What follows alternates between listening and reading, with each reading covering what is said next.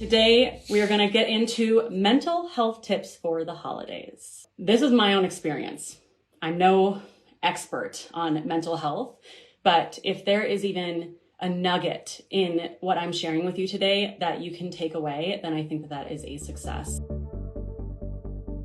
Before I get into the 6 main tips for mental health for the holidays, let's just talk about mental health for a second. What is mental health? Mental health is your emotional, psychological, and social well-being. Mental health gets a bad rep.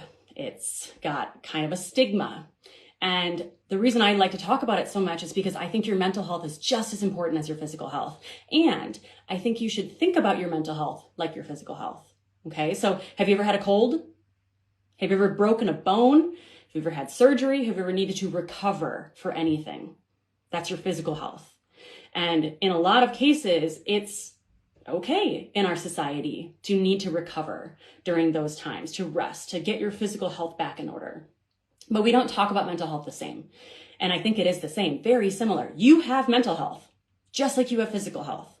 So when we talk about mental health, try not to separate yourself from what we're talking about. There are people out there that have actual mental health illness, disorders, diagnosis, all of that. And there's just a spectrum that we're talking about here, okay? Just like your physical health. There are people that have physical health with illness, disease, diagnosis. It's a spectrum. Things that can affect your mental health during the holidays could be lack of time, financial pressure, the pressure of gift giving, especially if you have other things going on, like you're studying for exams or you're moving or anything else that's kind of a big life change happening at the same time. And the other thing that happens a lot around the holidays is family. There's a quote that floats around out there somewhere that says, if you think you're enlightened, spend a week with your family. And it's kind of a joke. It's kind of like, it happens. It's normal when you spend too much time around family, or if you don't see your family a lot, or if you see your family too much, or, so family can bring its own array of chaos and crazy and fun and happy and just a kind of a roller coaster of emotions in your life. And typically around the holidays, we see more of our family. So I'm going to get into my 6 main tips, and that hopefully can touch into some of those things that we just talked about, that lack of time, the financial pressure, the overwhelm, the expectations, the drama, even maintaining your routines. And if you're the kind of person that's like, I don't know what you're talking about, holidays, just a holiday, no big deal, just remember that that's a great perspective, but not everyone's there. And maybe you're there this year, maybe you're not next year. Things will fluctuate, things will change. The only thing that's constant is change. So I asked the YouTube community on my YouTube community tab, I made a poll saying, what's the most stressful part of the holiday season for you? And in that poll, the main answer that came back over and over and over again was maintaining my sleep, diet, and exercise routines. So let's get into our first tip, habits. If you want to maintain your sleep, your diet, your exercise routines, habits is where it's at. And this is really good timing because I've been doing a deep dive on habits lately, because you can change your life through your habits, through accumulative small action. Just like we talk about 5 minutes a day of yoga is better than 1 hour once a week, because it's accumulative. Same with your habits. So there's a quote by John Dryden that I love, and it is, first, you make your habits, then your habits make you. So when you're thinking about maintaining your sleep and your diet and your exercise routines, this would be a really great time to grab your journal or even a scratch piece of paper and start writing some stuff down. I want you to consider and even write down, even if it's later in your journal, to write down, what are you doing already right now that's working for you? This was something that I remember speaking to a therapist after I was kind of out of postpartum anxiety, and I was like, I'm feeling good. And he said, okay, now that you're feeling good, write down why you're feeling good. What are you doing that's working for you? And I was like, oh, because I might not remember that in the future, or I might hit a low point and not remember exactly what it was that was making me feel so good when I was feeling good. So right now, write down, or even consider for later, what are the things that are working for you?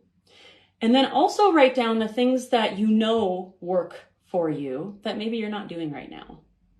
And be realistic about it too. I know it's easy to say, well, if I meditated for 4 hours every day, I would be so zen and calm, but that's not realistic, right? So think about that, be realistic, be kind to yourself. And for me, I'll share my most effective habits, the things that are working for me. And these are self-care life hacks at this point. They're not only my habits, they are my most effective habits, but they are habits that many, many, many successful people and happy people and balanced people say that they also include in their life. So habit number 1 is, and stay with me on this, okay? Habit number 1 is meditate. When I think of meditation, sometimes it feels like this overwhelming, burdensome, kind of frustrating thing that I just can't get. You feel me? It doesn't have to be that way. And I think all of it is perspective. What I do for meditation is every morning when I wake up, I have a 5-minute meditation. That's all. 5 minutes. And the way I think of it as, when I'm sitting down to meditate in the morning for 5 minutes, I focus on my breath, or I focus on a mantra. Sometimes, if I really feel like I need to root down into an intention, I'll do a mala meditation. This is a mala necklace. And I've talked about this on the YouTube channel and in the SarahBethYoga app in the How to Meditate Mala meditation. So you can look that up to learn more about it. But what I consider those 5 minutes as is kind of like my mental health hygiene. So all it is 5 minutes. I can do that. I sit down, I set a little timer on my watch, and I close my eyes, and I allow myself to just be there, knowing that the purpose to be there is to find stillness. But it's not the idea that you're supposed to sit there for 5 minutes and be completely blank. That's not possible. You're a human. Thoughts will come. The idea is that as thoughts come, you let them go. So while thoughts sift through your brain, you can recognize that, oh, that's a thought, and then come back to your anchor. So the anchor is like your breath. If you're using breath meditation, again, there's resources on the YouTube channel and the app that you can use to learn about breath meditation. There's the mantra or mala meditation, resources there. And there's also just observing yourself in the moment, your physical senses. You can follow a guided meditation if that helps you. As thoughts come and go and you're sifting through them and you're not riding that train of this thought and now I'm like on that thought for 2 minutes and you practice coming back, you're actually spreading out that gap. You're increasing the gap between stimulus, which is the thought that just comes into your head, and response. And that's really important when you're feeling stressed out, like in the holidays. If Auntie so-and-so says something to you that is a stimulus and maybe a trigger, maybe you could widen that gap between stimulus and response. And that right there is a space of calm and peace. So 5 minutes doesn't seem like a lot. It makes a really big difference, especially when it's accumulative. So that's a habit that I highly recommend. I also meditate in the afternoon after lunch, right when I kind of feel that lull. I'll lay on my prana mat. I've talked about this thing before. It's a spiky mat, like a bed of nails, a yogi bed of nails. And I lay on this for 20 minutes or 30 minutes if I have time. I'll usually follow a guided meditation, and I'll let myself get so relaxed that if I fall asleep, my body needed it. And typically my body needs it, especially lately. If you have headaches and neck tension, then I'd also recommend getting one that comes with the neck pillow. This makes a difference, and it decreases the amount of tension and pain. It increases endorphins, and you just feel amazing after. This is even something to do before. If you have a big event coming up, you could do this to really ground yourself and calm yourself. The second self-care life hack is exercise, and that can look different for everybody. So exercise could be yoga. It could be walking.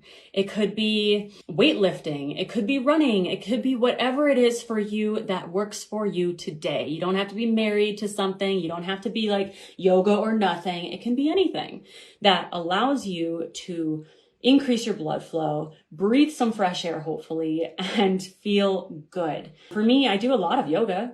I also recently, in the last 2 months, started doing Pilates Reformer. I have been very into walking over the last year, whether it's outside, which is really nice to go walking outside, or I got a treadmill in the last year, and that's been nice to just walk on the treadmill. I can watch a show or listen to an audiobook. So you can go for a walk. It's free. Even before if it's something that makes you feel good, go do that before something big like a Thanksgiving family party.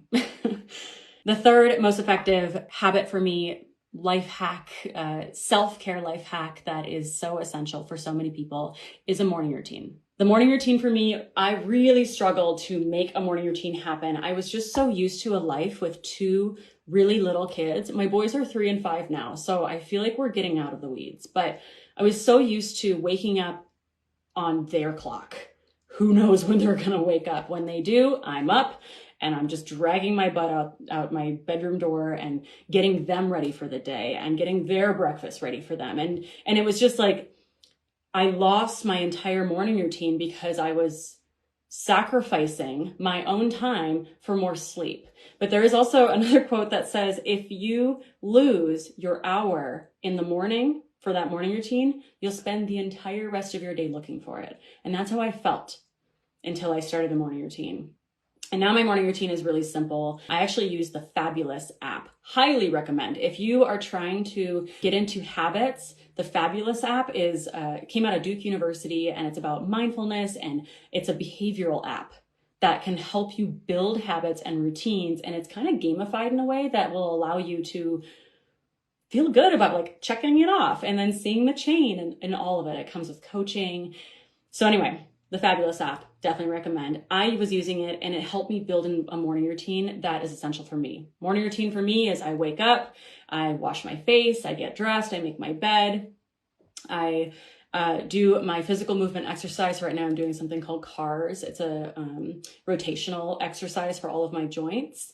And then I have an affirmation from the Fabulous app that I say in the mirror. And then I go and I sit down, set my timer for 5 minutes, close my eyes, and allow myself to just be and go through that. Just like I washed my face, now I'm washing my brain for the day. And your morning routine could look different to you. If you are going to use something like the Fabulous app, or if you want to write it down for your morning routine, I would recommend not writing down the things that you already do that work so well for you. Like I make the bed no matter what. I get dressed no matter, I'm not having a hard time with that. But I was having a hard time with washing my face in the morning. Or I was having a hard time with meditating in the morning. So I added those to my list. And now those are the things I want to make sure I check off. The fourth and last self-care life hack is sleep. Sleep. A lot of us need more sleep. There are so many tips I can give you on sleep, like wearing blue blockers before you go to bed, winding down by turning off your electronics at least a half an hour before you fall asleep at night, having the same exact sleep and wake time every day, no matter what, no matter if you're working that day or if it's a weekend. These kinds of things can help you kind of create a rhythm in your body so that you feel good and energized during the day. And then you feel tired and ready for bed at night. So if you know that sleep is something that you need to work on, then I recommend you start working on that. If you make it a high priority, if you make it a top priority, then and you tell yourself that, you will get it done. But if you continue to put yourself on the back burner, you're going to feel like you're on the back burner. You're going to feel drained and burnt out as you go. I'll get into that in a little bit. So you need to decide your exceptions ahead of time. These habits we just talked about, and if it's something like your diet and you're thinking about, yeah, but there's going to be so many cookies and I know, my mom makes this fudge and go have some fun, go have some balance, but decide your exceptions ahead of time so that you're not relying on your willpower when you show up somewhere. There's so many things happening that your willpower might not get you very far. But if you can decide your exceptions ahead of time and tell yourself, like, I will allow myself to enjoy this holiday season. And I will have, I will have some fudge, and I will have some pie, and I will have some turkey, and I might eat more than I should. And I want to wear a loose sweater because I'm not going to worry about whether or not my tummy's going to show how much I ate. So decide your exceptions ahead of time. And is your sleep an exception? Or is your workout routine an exception? For me, I will work out every day. That is not an exception. I will sleep my 8 hours every day, not an exception. I will do my morning routine every day, not an exception. Exceptions for me might be that my kids are going to probably snack a lot on certain days, and that's okay. I'm probably going to gain weight, and that's okay. It's my winter weight. I'm probably going to need a nap at some point, and that's okay. And I'm going to communicate that to my family and my friends and make time for that. So decide your exceptions ahead of time. All right, let's get into my tip number 2, supplements. But before we get into that, remember, I'm not a doctor. And I think it's really important that you do talk to your doctor about supplements and about what your body needs. It's always helpful if you can get a full panel blood test to look under the hood and see, am I deficient in vitamin D? Should I be taking extra omega-3s? How's my thyroid doing? All of those kinds of things a doctor can really help you with, but a lot of times you have to ask. So everything that I'm recommending today are supplements that work really well for me. They might not work for you, or you might find some hidden gems here or there. Feel free to screenshot if you want to save that for later, when I show up the supplements on screen. So first, I talked about it before. There is the doula trifecta. This was my doula recommended this, and she was like, if you're not doing anything else, do these 3 things. 1 is supplement your vitamin D. So this is vitamin D3, and it's 5,000 IU. That was what was recommended to me. And your exact numbers might be different. So definitely something to look into for you. So this is how much I take of vitamin D every day. This is one of the trifecta. The other is going to be an omega-3.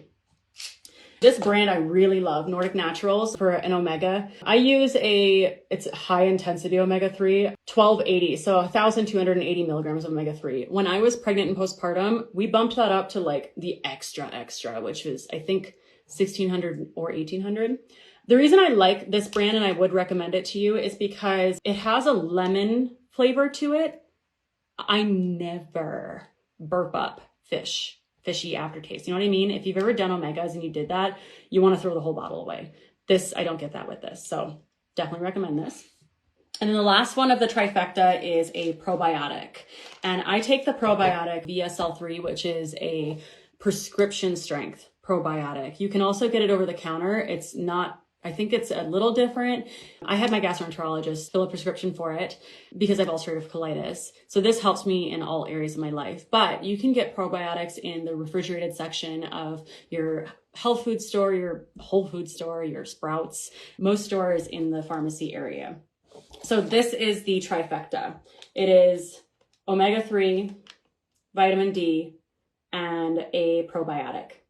Now, that is definitely something to look at, especially if you feel like your mood has been off. If you feel like you're in tune with your body and you're like, I feel like I'm inflamed. I mean, this will definitely help. If you are interested in more supplements, these are the ones that work for me.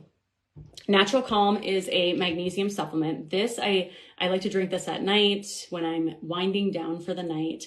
And it not only will help calm you down and make you feel just kind of warm and peaceful and zen in the evening, it can help reduce stress. It also can help with making you regular, if you know what I mean. If you don't follow the instructions on here, so it says a serving size is 2 teaspoons, and then it recommends that you start with half a teaspoon and then work your way up to 2 teaspoons daily. Do it in the evening and your morning bowel movement will thank you. But if you don't follow that instruction and you just jump to 2 teaspoons, or like for me, I keep a teaspoon in here and I just level it off whenever I do it. Because if you just do like a heaping teaspoon, I would not recommend that. But This is really wonderful, and especially if you tend to get backed up out of stress, I would recommend looking into Natural Calm. The next supplement that has been amazing has been this one called Joy Filled by Happy Healthy Hippie. So Joy Filled, this is a natural product with a bunch of natural herbal supplements in it that are meant to help with your mood. And they say, give you a glass half full attitude. I really liked it. I was taking it for a few weeks and then I stopped taking it because it has St. John's wort in it. And if you are taking birth control and you have I think it's the pill or just any birth control, I would recommend you talk to your OBGYN before you take anything with St. John's wort because it could affect your birth control.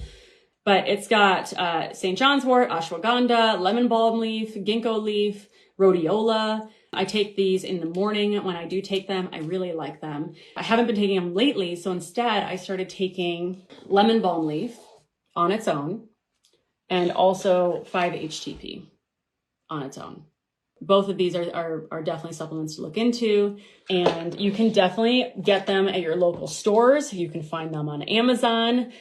These are not secret, small batch, not well-known products. The only one that would be is this one, which is a CBD supplement. I don't know the exact science behind this. I had a friend, an herbalist, suggest that I switch from regular CBD that you can buy online to a CBD that has a very tiny amount of THC in it because it changes the way that your body absorbs the CBD. And I have to tell you, when I tried this, and this one was the best for me. I don't like THC. I don't like the way it acts in my system. My body has an adverse reaction. I tense up, I get panicky. It's definitely not a question of if I do it enough. It's really one of those things that I'm so hypersensitive to it that it's just not for me. So I was really nervous when she said, no, you have to try this. It makes a huge difference. Regular CBD that you buy online can help with your inflammation. This can help with your mood. And so I bought this one that has 10 milligrams of CBD per tablet and 0.5 milligrams of THC per tablet, which is that much, nothing. However, I am so sensitive that if I took 2 of these, I would feel funny and I wouldn't like it. But I take 1 of these every morning. And when I started doing it, I was like, wow, I felt calm and grounded all day. It made such a difference. I love this. This really worked for me. And I suggested my dad try it. He came into town and he tried it and he was like, that was insane. And he had been trying the regular CBD, really high dosages of the regular stuff you can buy online too. And so with this having only 10 milligrams of CBD, that little tiny 0.5 milligrams of THC really did open up receptors in your brain. I highly recommend you look into it. It took me a long time because I was so nervous about it. So just remember, when the time is right for you to do your research, maybe right now is not the right time, or maybe it'll take a little bit of time, but this is something that I recommend. This one is a tablet and I take it every morning. We have to get from an actual dispensary here in Colorado. Can't really buy it online or anything like that. All right. Only 2 more things that I want to talk about when it comes to those supplements, when it comes to these physical items. That would be teas. Now, if you're like, yeah, tea sounds great. Well, here's how you do tea, in my opinion. You make it a part of a routine. Tea is great. It makes you feel good. It can have an instant effect on your mood. But remember when I said that little things add up? It's the accumulative nature of doing something every single day. That's when I think you can really start to see the benefit from teas. And so one of the teas that I recommend is kava tea. This is for stress relief. It's from the Yogi Tea brand. You can find this at Target. You can find it at your grocery store. This is such a great brand. And it's fun because each tea bag comes with a little intention or mantra on the little tag. You're going to love that. I do this one every day. And then there's also, I cut the bottom off, so I have to flip it over, bedtime tea by Yogi Tea. The reason I love this bedtime tea is that it has skullcap in it, which is a nerve tonic. It's It was recommended to me for so long by my friend, an herbalist friend. She was even giving it to me, and I was like, I don't know how to take this. And then I found it in this tea. I can do that. I can do that every day. So definitely that to me is like a fun little self-care act. You can go to the store and buy yourself a box of tea and say, this is my self-care ritual every night. I'm going to drink a little cup of tea. So chamomile tea, bedtime tea, kava tea, and tea that has skullcap in it. I think it's skullcap leaf, organic skullcap leaf, which is kind of a BA name for something that's supposed to make you so calm. So definitely look into those. So those are the supplements that I recommend, the supplements that have worked for me, and the supplements that have been recommended to me many, many times. And I look at everything like, if you can make it part of your routine, you can add it up every single day, it can really make a big difference. Let's get into big mental health tip number 3, compassion. Compassion is already part of your practice, your yoga practice, and the way you can bring compassion into your life off the mat, especially during this holiday season, is going to be through first having compassion for your whole self. I've talked about this in the community in depth a couple of times, and I want to talk about it a lot more because I think it's really, really important. Whole self is not just the self that shows up to the public, the self that is represented with this carefully curated, beautiful Instagram feed, the self that is represented on Facebook that your family and your extended family knows so well, and they like and they comment. That's your public self, right? It's the self that shows up, the face you put on. Now, whole self is also acknowledging and appreciating even the self that shows up in the shadows. The self that often has unpleasant qualities, like anxiety might bubble up in this self, irritation might bubble up in this self, self-doubt, depression. There are so many things that might happen in the shadows that don't happen in the public. And what I'm telling you right now is to have compassion for both of those pieces of you. And that would be your whole self, especially in a world where we are taught to communicate with each other via social media and connect with the world with social media. And you can be connected with hundreds of people and thousands of people with just a single post. We're feeling more and more disconnected the more selfies that we take. It's because we start to fragment ourselves between this public self, our selfie self, and our shadow self. So when you can start to put those two pieces together and recognize there's a yin and a yang, right? And this is who I am, and accept yourself and love yourself, but also gently encourage yourself to continue to seek growth and compassion and understanding. You can love yourself and also be a work in progress at the same time. I think that practice right there can make a massive difference in your life. And when you start to practice that on you, you'll start to practice it on the people around you too. Just like we talk about what you practice on your mat applies off your mat. What you practice on you applies off you. Another concept that I really love when it comes to compassion with yourself is to consider your mind like a garden. And in my garden, if I'm not nourishing my garden, if I'm not fertilizing my garden, if I'm not spraying some weed killer every once in a while, whether it's, the strong stuff or the natural stuff, whatever, the first weed that typically pops up in my garden is anxiety. And now that I know that and I accept that about myself, I can catch it when it's just a little tiny weed and I can pluck it up and maintain my beautiful garden before it gets overrun with weeds because I don't know what's going on, or I don't know the right products to use, or I don't know how to deal with it. I haven't researched these weeds before. So when you create that compassion for yourself, you can deal with your garden and you can create this luscious, beautiful place for you in your brain. So I love that analogy because it's something that you can continue to come back to. And gardens are seasonal, and your mental health might be too.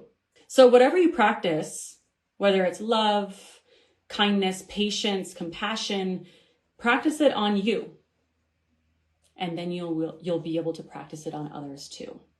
And everything in your reality really begins with you. So if you're not treating yourself kindly, but you want to treat everyone else kindly, there's going to create more of a fragment in yourself. So definitely compassion. Now, if you have family drama that is testing your compassion, and sometimes maybe it's not your family, maybe it's in-laws, or it's something that you sometimes have to face, or it could be trauma, then I want you to consider looking into a therapist, because a therapist can help you navigate that drama or that trauma or the boundaries that you might need to create for your own health in a professional and therapeutic way. Therapy is something that is so stigmatized that people don't want to talk about it. They don't want to consider it. They hear the word and nope, not for me. I'm not broken. And I know that because when I was 12, I was forced to go to therapy.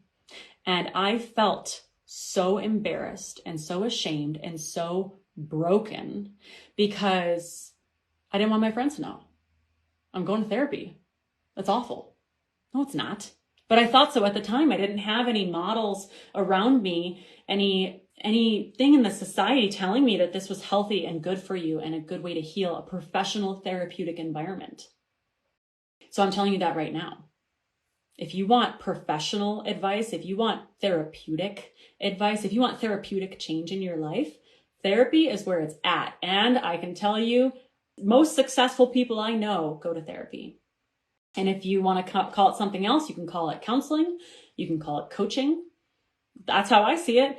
There are times where my therapist is legitimately my therapist and I need him to be a therapist in that moment. And there's other times where I'm doing really well and all I need is just kind of like a life coach to help me stay well. A lot of what I teach you and a lot of what I talk to you about is because of my journey through mental health and the tips and the tools and the techniques that I've learned through therapists and through therapy and through self-observation. So that's what I'll say about that. Let's get into tip number 4, prepare. That's a vague one, right? Prepare. How can you prepare ahead of time? In fact, if you're writing stuff down, write that question down. How can I prepare ahead of time? And just brainstorm that. In fact, you can brain dump that. Brain dump means you pen to paper, write down everything that comes up, everything that's on your mind. You get it out of your mind, you get it on paper, it feels good. And then what you can do is you can look at that brain dump and you can start to circle or highlight the things that are the most important to you. A lot of people benefit by writing lists, like grocery lists, task lists, even timelines, especially when you're doing something that involves like a lot of cooking. If you're cooking for Thanksgiving or a holiday dinner, you're probably going to be dealing with timelines. So create that timeline, create a list. Don't just keep it in here because that might weigh you down. If you can get it out of here, you can also start to outsource it to other people and ask for help and get help. And people want to help. People want to be involved, and children want to be involved as well. Might not be as helpful or as effective as if you had an adult do it, but it's also memory making. And that's what the holidays can be about too. So how can you prepare ahead of time? Write lists, write timelines, brain dump, and get it all out. And when you do that, there's a trick that I use called the 80-20. And that is to consider out of everything that you just wrote out that needs to get done for this specific holiday or this specific event, look at what are the 20% of items you wrote down that will get you 80% of the results.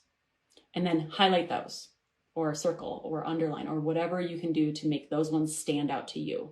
And then now take those and start to work off of those and chunk each task down into smaller bits. Whenever something seems too big to get started, then chunk it down until it's so simple that all you have to do is take one step in front of the other.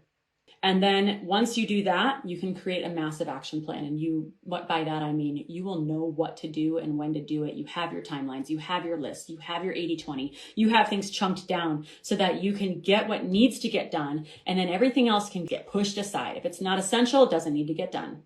Essentialism is a book I highly recommend, by the way. And then when you have everything written down, as I mentioned before, then you can outsource and delegate a lot easier. So when people do come in to ask, do you need help? Don't do that knee jerk. No, I got it. Don't do that. Yeah, I need help. Here's my list. And then they might be able to help you. And a limiting belief I used to have that you might have is no one can do it as good as me. No one knows how to do this. And if I stuck with that limiting belief, I would not be here today doing this. I've got Claire sitting next to me. She is my producer, and she is the one that set all of this up because I could not get to the point of being able to do this. I thought I was so good at what I did with editing that I couldn't teach anyone how to do it. Finally, I got over myself. I taught Claire how to edit the way that I was doing it. And then I started giving her creative freedom. And then I started giving Jason, our new editor, creative freedom. And now we have something really beautifully built together, and I'm not overwhelmed. I'm not stressed out. I'm not pulling my hair out and tired because of it. So outsource and delegate. That can even be like having someone cut fruit ahead of time, or asking people to bring something like pre-cut fruit or pre-cut veggies from the market, or cleaning your house, or hiring house cleaners even, whatever it looks like for you. Now, the second question to ask yourself is, how can you best prepare your best self? So the best self isn't like the separation between your whole self, best self, or self. It's not like that at all. The best self is your whole self in your best light, your best way. You know when you're feeling that way. You're just like totally connected and grounded. So how can you best prepare your best self? And I like to think about it like the night before. Simple.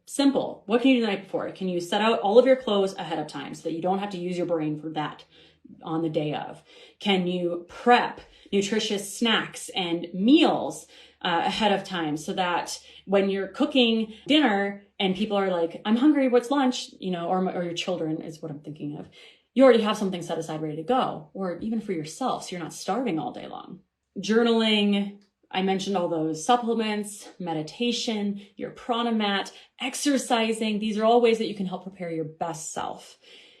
Now, I want you to think about a realistic BAM plan in case things go haywire, as things tend to. A BAM plan is BAM, bare minimum. What's your BAM plan? If you lose time, if things go crazy, if somebody shows up and crashes the night before and you weren't expecting them, what's the bare minimum that you will make a priority so that you can still be balanced and whole on the day of? For me, it's like, making sure that I'm just balanced body and mind. A lot of times I'll keep like a gluten-free oat bar in my purse, because if I'm showing up to somebody else's event, might not have enough food. I try not to make people totally cater to gluten-free. So it's like, I know how to eat gluten-free, but sometimes if it's just like, a snack spread and it's all kind of glutinous products, I'm good. I'm fine. I'm not going to go hungry and then go crazy because my blood sugar's low and all of that. That's like my BAM plan. Another BAM plan for me is prioritizing my sleep and my morning routine. If I can get that morning routine in, we're good. What's your BAM plan? The last question to ask yourself, and this one is a question that you can work with other people, is how can you best prepare your family and your relationship? So whoever it is that you live with right now, that's what I'm talking about. Who do you live with that you're going to be attending these holidays with? If you are, living with your partner, or you're living with your spouse, or you're living with your kids, and like all of you travel these events together, then I want you guys to actually take a moment to talk about it. It could be in the car ride on the way there, and to talk about it, to set mutual expectations for where you're going, what to expect. And especially when it's something like if you're going to your in-laws' house, or maybe you're meeting your boyfriend's parents for the first time. Those are the conversations that can be really helpful to have ahead of time. Okay, tell me about your family. What should I expect? Or my children and I, we went to a family reunion this summer, and we haven't seen these people in years. So my children have never met these people, but these people know about my children. They know who they are.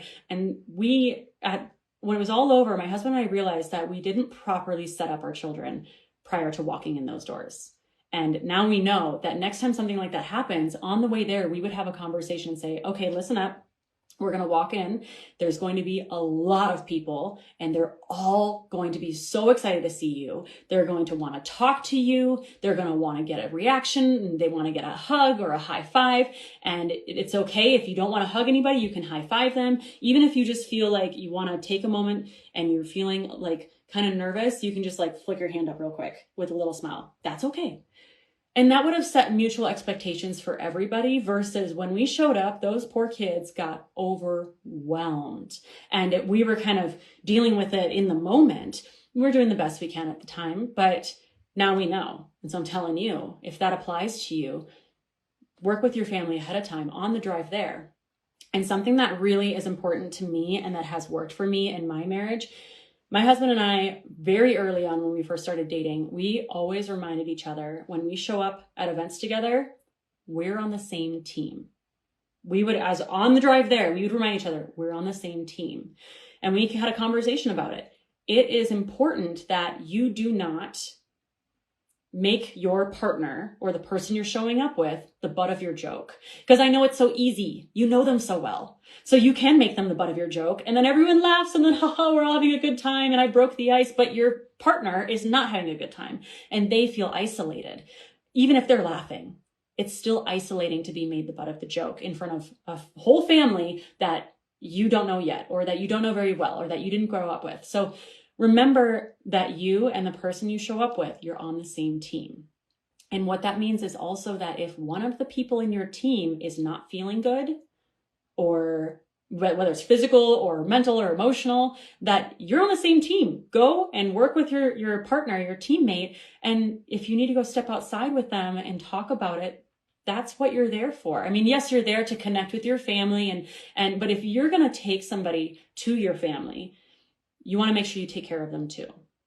And that'll happen. It's totally normal for that to happen. If someone's not feeling good, maybe their stomach hurts, or maybe they're feeling really shy, or they got offended about something, or, you and them can go and take the time and talk about it. And if it really means like leaving early, it's important that you work with the people that you live with, that you spend that time with. And communication, I think, is so, so, so important. Not only with the person that you showed up with, but also with the family or the people that you showed up to see as well. Let's move on to number 5. Let something go. We practice this all year round and we're getting pretty good at it, right? To let it go, let it go, let it go.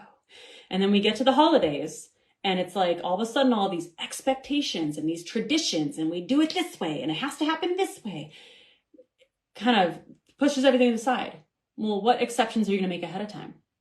And then what can you let go of?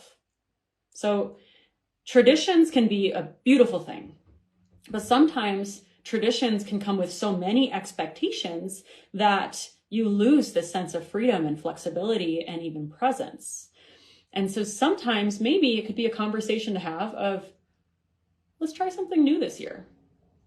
Let's try something different. It's just 1 year. If we didn't like it, we can go back. We can do it again next year. Maybe the difference is the location.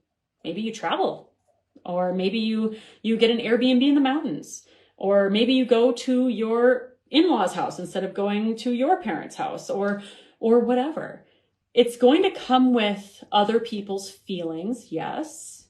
But remember that you're on the same team. The people that you're doing these things with, that's your team. And just communicate and see, is there anything that we can just let go of this year? Because when you can give yourself space, like buffer time on the holidays, I dare you to have some space for boredom. That's when the magic moments happen. That's when you can really, truly practice presence. And guess what? You're not in charge of entertaining everybody the entire time that they're there. People can figure it out.